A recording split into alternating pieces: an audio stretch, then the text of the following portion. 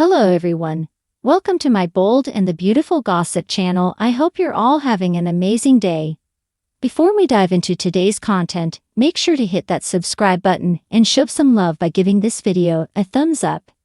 Taylor is in a state of shock at the Cliff house after learning that Finn's aunt had sexual intercourse with him. Steffi informs her that there is additional information. Poppy became expectant. They have a daughter, Luna, Steffi said. Finn's daughter is Luna Nozawa, Taylor exclaims. Zendu realizes Hope in the design office at Forrester. Hope compliments Zendu on his breathtaking designs for Hope for the future. She is astounded by the success they achieved today and believes that it was a brilliant decision to enlist Daphne Rose. Carter and she truly complement one another.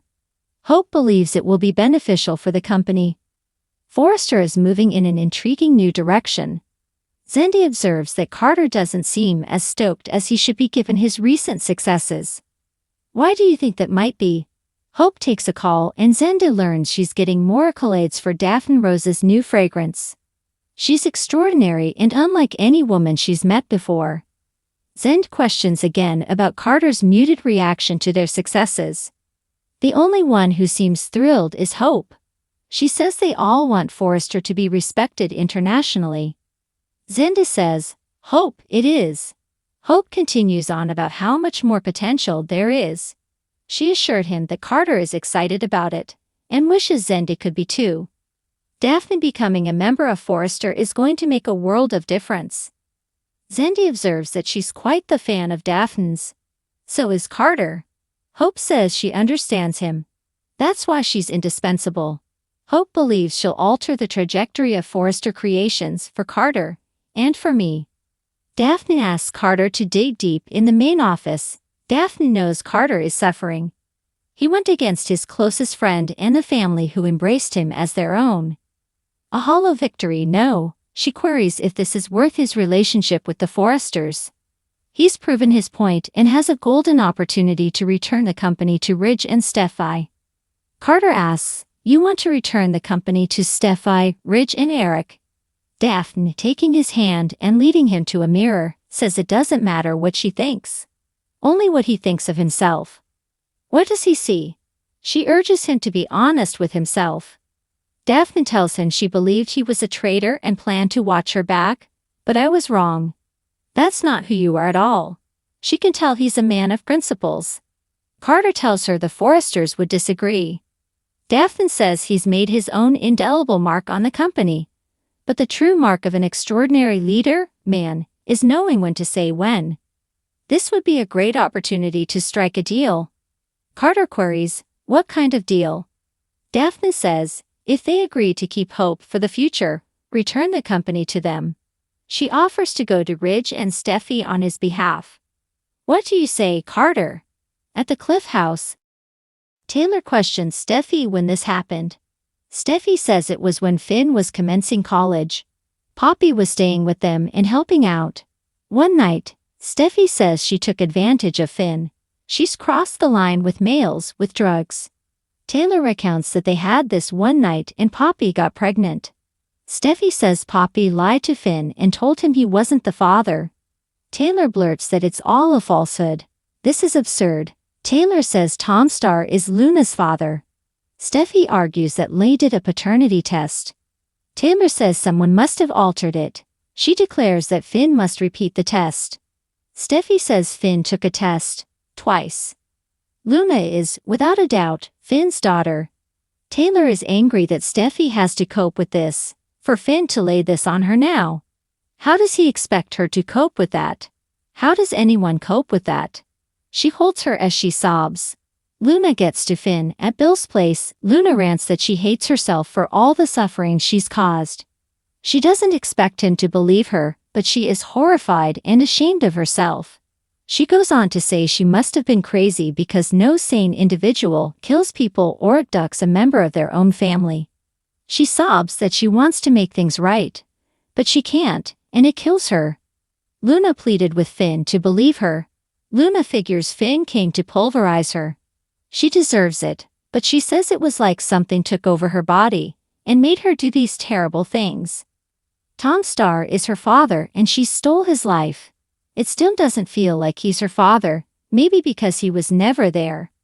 There's no excuse for any father not to advocate for his daughter. All I had was my mom, and that's not saying a lot. She laments that there was no foundation or consistency. She used to pray someone would come and take her away, but it never happened. Finn crosses the room and takes her by the shoulders, blurting, "I didn't know. I didn't know."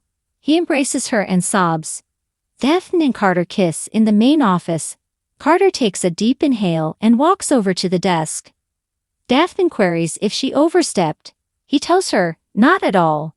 He owes a lot to her and they can't thank her enough for her fragrances, or advice. Daphne's not one to hold back. He says she's not the first person who has told him to return Forrester. Daphne tells him this isn't about Hope or what she wants. It's about you. You're a fine man with a good heart. She caresses his chest.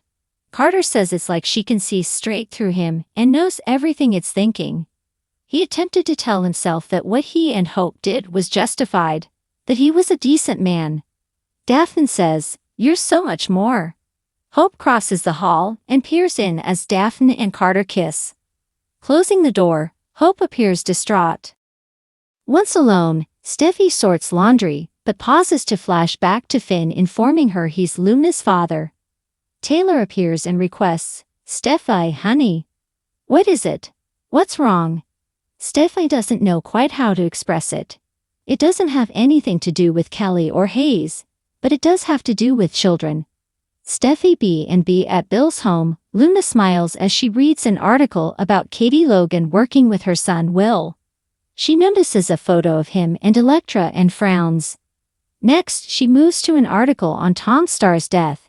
She zooms up on his photo and then goes to gaze in the mirror, comparing their features and looking miserable. She just can't see a resemblance. Someone else has to be her father. At the Forrester mansion, Zend, Ridge, and Daphne update Eric on the fragrance line launch, which is guaranteed to be a tremendous success. Eric worries this will cause Carter to think he's done the proper thing. Daphne isn't so sure, and Ridge believes he's waking up to the fact that Hope brainwashed him. Daphne has spent a lot of time with Carter working on the line, and says he's still the good man they once esteemed. Once Hope loses her grasp on Carter, she will see their friend and company return to them. She and Zenda walk out. Ridge tells his dad he doesn't believe Carter is happy with all of this success. They decide to have a look at the fragrance line on the laptop. Ridge reiterates that he's confident Carter is rethinking this takeover. Carter fights his guilty feelings at Forrester. Carter frowns as he settles down behind the desk. He flashes to his last heart-tugging conversation with Ridge. Carter B&B Hope appears in the doorway smiling, and then observes his expression. She queries, "What's going on?" Carter didn't hear her come in. His consciousness was somewhere else. She hopes he's getting excited for the big launch and queries where Daphne is at. Carter hasn't seen her yet today. Hope contemplates where she could be. Hope B&B Carter tells Hope he's always anxious before a drop, but Daphne collaborating should guarantee success. Daphne and Zend walk in and get set for the launch. Daphne says the collaboration could signal a genuine change in things. If it succeeds, who knows what could happen?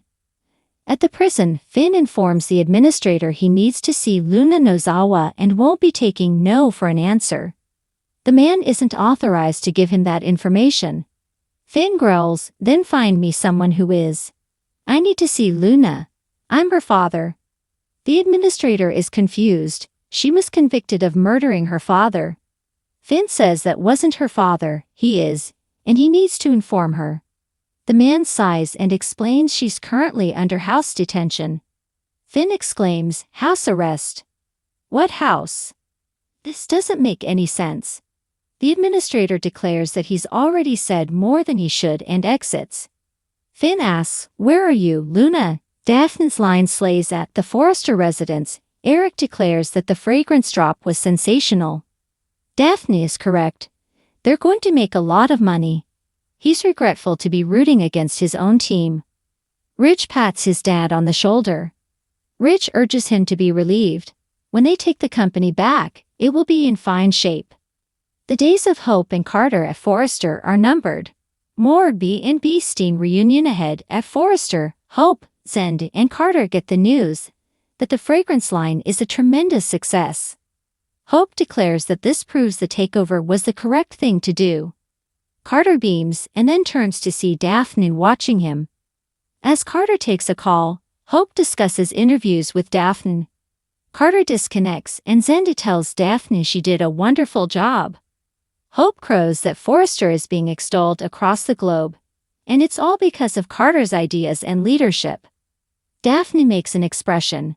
Hope and Zenda depart for a meeting, with Hope telling Carter they'll celebrate later. Daphne tells Carter he should be on top of the world, but doesn't look like someone who wishes to celebrate. We both know why. She urges him to open up to her. I care. Daphne Carter B&B Taylor gets a shocking update at the Cliff House. Taylor asks Steffi if she's pregnant. Steffi claims she's not, but there has been an addition to their family. A very unwelcome addition. Taylor tells her daughter she's not making sense. Steffi rambles until Taylor tells her to sit and start from the beginning. Steffi says she could sense something was going on with Finn, who's been distracted and busy. On their anniversary, he told her there was something she needed to know. When they were eventually alone, she brought it up again. It's about his past. A woman from long back. She says, Finn was taken advantage of. He was 18, and she was elder. She was his first. You're not going to believe me when I tell you who it is. Taylor is stunned to hear that it was Poppy. Steffi tells her, that's not even the worst of it. Steffi Taylor B&B back in his office. Finn searches news on Luna's prison transfer, but doesn't get anywhere.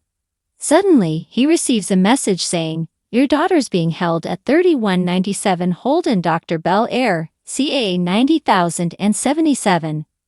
Putting it in his map app, he realizes she's at Bill Spencer's residence and takes off. Finn and Luna come face to face at Bill's place. A knock arrives on the door. Luna hesitates, but then thinks maybe Dario came back. She walks over to answer the door and sees Finn. She blurts, Cousin Finn. Luna backs up, saying, I am so sorry for what I've done. Finn stares at her, grimaces, and then takes her in his arms. Surprised but appreciative, she hugs him back.